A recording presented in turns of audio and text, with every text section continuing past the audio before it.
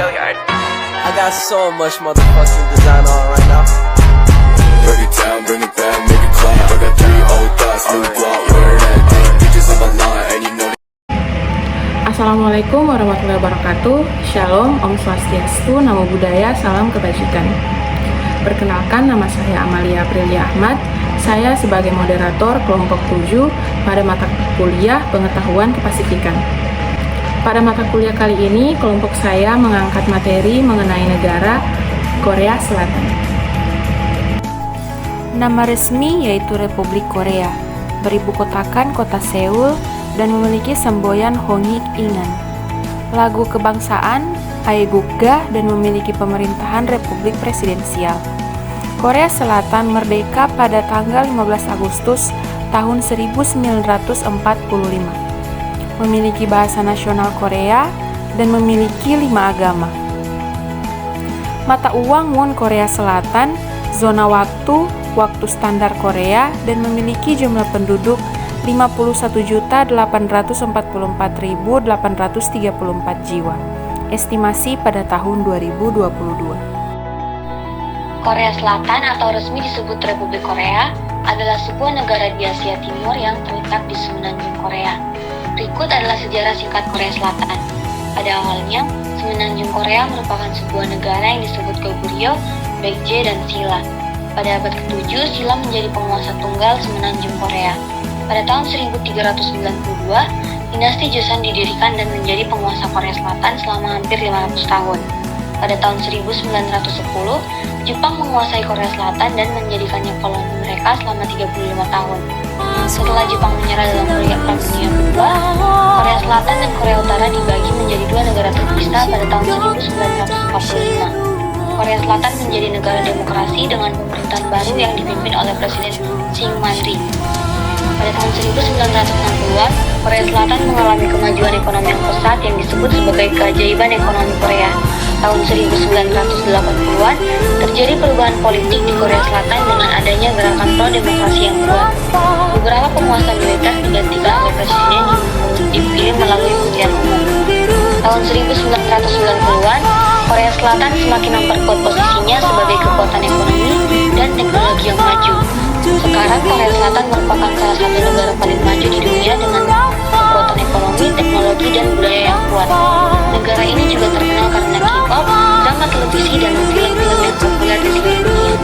Jam matahari ini digunakan untuk menceritakan 24 istilah musim matahari serta menghitung jam dalam sehari dengan menggunakan garis dan kurva untuk menunjukkan waktu dengan batang tinggi sepanjang di tengah. Raja Sejong juga mengawasi penemuan alat pengukur hujan dan tanda air sebagai cara untuk mengukur dan mencatat curah hujan secara objektif. Selain itu, Raja Sejong pula kemudian membuat alfabet Korea atau Hangul untuk menggantikan Hanja atau aksara Cina tradisional yang telah digunakan masyarakat Korea selama berabad-abad. Temuan lainnya adalah Chiljangsan, yaitu 7 komponen pengatur sistem kalender, bagan konstelasi, jam air, kerajinan tangan, terutama keramik Joseon, dan ilmu kedokteran yang juga berkembang pesat. Karakteristik geografis dan topografi. Berikut adalah karakteristik geografis dan topografi Korea Selatan secara singkat. Korea Selatan terletak di bagian selatan semenanjung Korea di Asia Timur. Negara ini berbatasan dengan Korea Utara di sebelah utara, Laut Jepang di sebelah timur, Laut Kuning di sebelah barat daya, dan Selat Korea dan Laut Cina Timur di sebelah selatan. Korea Selatan memiliki wilayah seluas sekitar 100.210 km pangkat 2 dan memiliki garis pantai yang panjangnya sekitar 2.413 km. Wilayahnya sebagian besar berbukit-bukit dan pegunungan, dengan puncak tertingginya adalah Gunung Halasan di Pulau Jeju yang mencapai ketinggian 1.950 meter di atas permukaan laut. Ibu kota Korea Selatan adalah Seoul, yang terletak di bagian barat daya negara ini dan merupakan kota terbesar dan pusat ekonomi, politik, dan budaya negara Korea Selatan. Korea Selatan juga memiliki kota-kota besar lainnya seperti Busan, Incheon, Daegu, dan Daejeon. Pegunungan dan bukit. Sebagian besar wilayah Korea Selatan adalah pegunungan dan bukit yang tersebar di seluruh negara yang membentang dari utara ke selatan. Kemudian pesisir laut. Korea Selatan memiliki garis pantai yang panjangnya sekitar 2.413 km yang membentang dari Laut Jepang di timur hingga Laut Kuning di barat daya. Pulau Korea Selatan memiliki beberapa pulau besar, termasuk Pulau Jeju di selatan yang terkenal dengan keindahan alamnya. Kemudian ada sungai dan danau. Sungai-sungai besar di Korea Selatan termasuk Sungai Han, Sungai Nakdong, dan Sungai Geum. Dan negara ini juga memiliki beberapa danau besar seperti Danau Seomijin. Iklim Korea Selatan memiliki iklim sedang hingga subtropis, dengan musim panas yang hangat dan musim dingin yang dingin, dengan salju di beberapa wilayah di utara negara ini. Berikutnya adalah tanah subur. Tanah subur di Korea Selatan membuat negara ini cocok untuk pertanian dan menghasilkan berbagai jenis bahan makanan seperti nasi, kedelai, gandum, dan sayuran. Yang terakhir adalah sumber daya mineral. Korea Selatan kaya akan sumber daya mineral seperti besi, batu bara, perak, dan tembaga, serta memiliki cadangan minyak dan gas alam yang cukup. Populasi penduduk Korea Selatan. Korea Selatan memiliki populasi sekitar 51 juta jiwa, menjadikannya negara ke-27 terpadat di dunia. Kepadatan penduduk Korea Selatan relatif tinggi, terutama di wilayah perkotaan seperti Seoul dan kota-kota besar lainnya. Lebih dari 80% penduduk Korea Selatan tinggal di wilayah perkotaan, sementara sisanya tinggal di daerah pedesaan. Korelasi ini dipengaruhi oleh adanya industrialisasi dan urbanisasi yang tinggi di Korea Selatan selama beberapa dekade terakhir.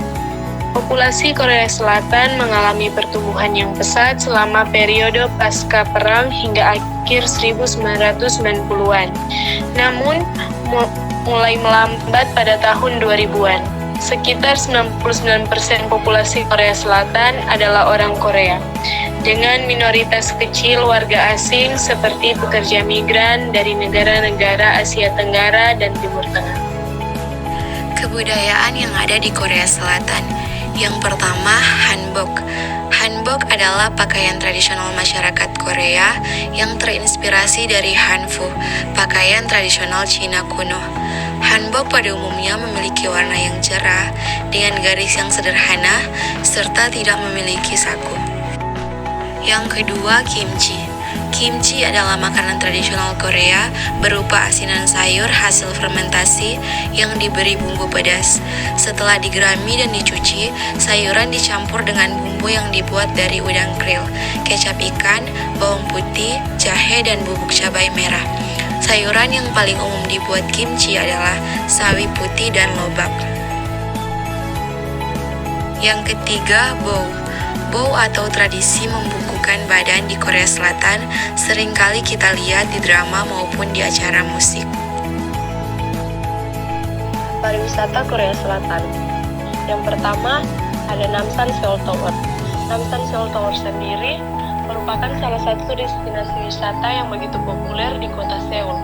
Kepopulerannya tak hanya bagi para penduduk lokal saja, namun hingga wisatawan mancanegara juga sudah banyak mengetahui keberadaan Namsan Seoul Tower ini. Seoul Tower berada di atas gunung Namsan dengan ketinggian 479 meter di atas permukaan laut. Sedangkan untuk ketinggian dari menara Namsan Seoul Tower adalah sekitar 237 meter. Memiliki ketinggian yang begitu tinggi menjadikan Namsan Seoul Tower sebagai landmark paling mencolok di kota Seoul. Yang kedua, Istana Gyeongbok. Istana Gyeongbok adalah sebuah istana yang terletak di sebelah utara kota Seoul, Korea Selatan. Istana ini termasuk dari 5 istana besar dan merupakan yang terbesar yang dibangun oleh dinasti Joseon. Istana Gyeongbok aslinya didirikan pada tahun 1394 oleh Jeong Do-jeon yang adalah seorang arsitek.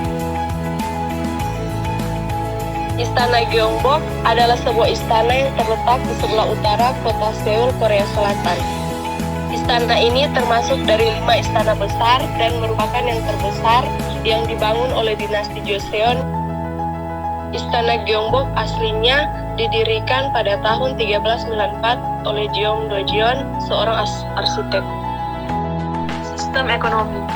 Berikut adalah beberapa poin utama tentang sistem ekonomi Korea Selatan. Sistem ekonomi campuran. Korea Selatan memiliki sistem ekonomi campuran, di mana perusahaan swasta beroperasi di sebagian besar sektor ekonomi, namun pemerintah tetap memiliki peran yang signifikan dalam mengatur dan mengawasi sektor-sektor kunci seperti keuangan, perdagangan, dan industri. Kedua, fokus pada teknologi dan inovasi. Korea Selatan telah terkenal karena fokusnya pada pengembangan teknologi dan inovasi. Beberapa sektor yang paling maju dan terkenal di dunia adalah sektor teknologi, elektronik, dan otomotif. Berikut peran pemerintah dalam pengembangan ekonomi. Pemerintah Korea Selatan telah memainkan peran penting dalam membantu kebijakan ekonominya melalui program-program seperti Miracle on the Hudson River pada tahun 1960-an yang menumbuhkan sektor manufaktur dan ekspor negara ini. Berikut konglomerat besar. Korea Selatan memiliki banyak konglomerat besar atau chaebol yang mendominasi sektor-sektor tertentu. Beberapa contoh chaebol terkenal adalah Samsung, Hyundai, dan LG. Terakhir, tantangan yang dihadapi. Korea Selatan menghadapi beberapa tantangan dalam sistem ekonominya, termasuk ketimpangan pendapatan yang signifikan dan masalah yang terkait dengan kelebihan produksi di beberapa sektor. Negara ini juga bergantung pada ekspor untuk menggerakkan pertumbuhan ekonominya, yang membuatnya rentan terhadap fluktuasi pasar global. Industri K-pop dan pengaruhnya. Industri K-pop merujuk pada industri musik pop Korea yang berkembang pesat dalam beberapa dekade terakhir. Industri ini meliputi produksi, promosi, dan distribusi musik pop Korea di dalam dan di luar negeri. K-pop telah menjadi fenomena global yang signifikan dan berpengaruh dalam banyak aspek kehidupan, termasuk budaya, mode, dan bahasa Korea. Berikut adalah beberapa pengaruh utama dari industri K-pop di Pasifik Korea Selatan. 1. Pariwisata. Pasifik Korea Selatan adalah tempat kelahiran banyak artis K-pop terkenal seperti BTS, Blackpink, dan Twice. Penggemar K-pop dari seluruh dunia seringkali datang ke wilayah ini untuk mengunjungi tempat-tempat bersejarah dan tempat kelahiran artis favorit mereka. 2. Industri hiburan. Pasifik Korea Selatan memiliki beberapa perusahaan hiburan terbesar di Korea Selatan seperti SM Entertainment, BJ Entertainment, dan JYP Entertainment. Industri hiburan ini mencakup produksi musik, film, dan drama, serta pengelolaan artis dan promosi. 3. Pusat mode dan kecantikan. Industri K-pop telah mempengaruhi tren mode dan kecantikan di seluruh dunia, dan Pasifik Korea Selatan adalah tempat di mana tren-tren ini seringkali bermula. Pasifik Korea Selatan memiliki pusat-pusat mode dan kecantikan terkenal seperti Gangnam dan Myeongdong, yang menjadi pusat perhatian para penggemar K-pop. 4. Budaya dan bahasa. K-pop telah menjadi alat utama dalam mempromosikan bahasa dan budaya Korea Selatan ke seluruh dunia, termasuk di Pasifik Korea Selatan.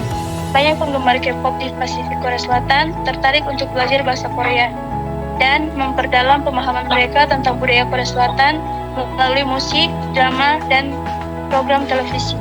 Dan yang kelima, meningkatkan ekonomi. Industri K-pop telah memberikan kontribusi yang signifikan pada pertumbuhan ekonomi di Pasifik Korea Selatan.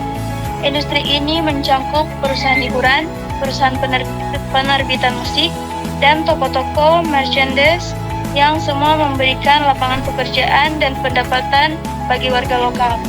Dan yang terakhir, secara keseluruhan, industri K-pop memiliki pengaruh yang signifikan di Pasifik Korea Selatan dan terus menjadi faktor penting dalam pertumbuhan ekonomi dan promosi budaya Korea Selatan.